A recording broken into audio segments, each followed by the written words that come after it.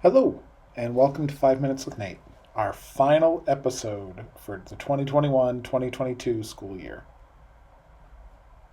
This month's topic has been leadership, and so far we've been interviewing with several really good superintendents from across the U.S. Now I want to give 4 tips to help you develop your leadership now. Now, it doesn't mean for people who want to be a principal next year, who possibly in the future might want to be a leader but isn't sure. What can you do now? First is learn. Honestly, learn from everywhere. It can mean a degree. For example, before I wanted to become a principal, I went and started my PhD program.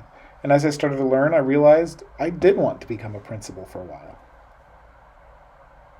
It can mean workshops, conferences, online, books, magazines, journals, sitting and talking with a principal or superintendent. Learn from everywhere. Learn from strengths, learn from weaknesses. Learn from good and bad decisions. Learn everywhere you can. Next, become involved. Now, what does involved mean? Means you need to become a specialist now, become an assistant principal now? No. It means if there's a committee who's planning something, get involved. If somebody needs to be responsible for selling candy during the basketball game, be willing to get involved. Be someone who's willing to help the principal with something. Be willing to be involved in different capacities.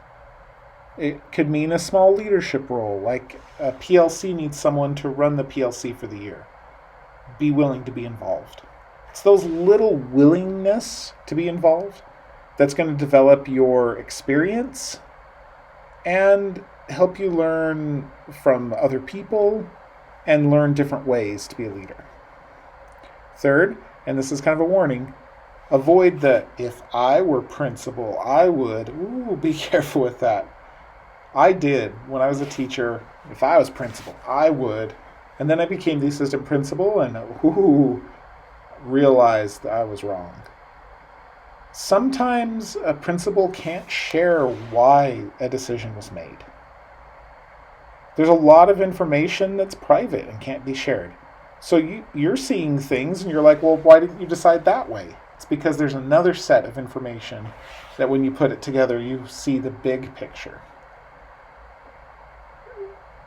Now, the world also isn't black and white. Every decision doesn't always have a right and wrong. There's a lot of gray.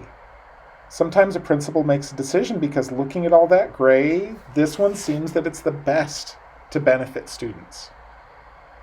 It doesn't mean it's a perfect decision. It doesn't mean that, wow, everything the principal does is right. No, it means they're doing the best they can as a human, with conflicting and overlapping information, influence from teachers, from parents, from students, from administrators above them, all conglomerating together to make a decision. So what's best to do is instead of I would, try to be like, okay, walk a mile in their shoes.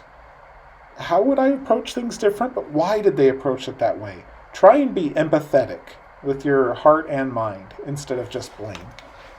Fourth, and my final tip, leadership isn't a position. It's not a thing. It's a quality. It's a characteristic.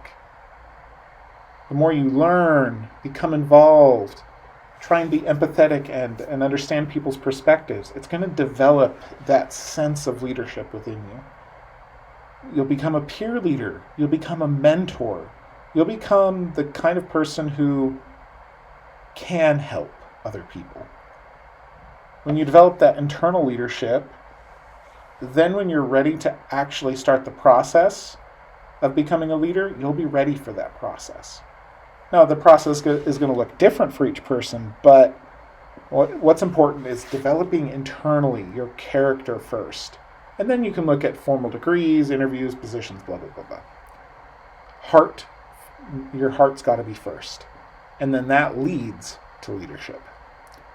Okay. Have a great summer. Have a great day. I'll see you all next year. for 5 Minutes with Nate. Bye.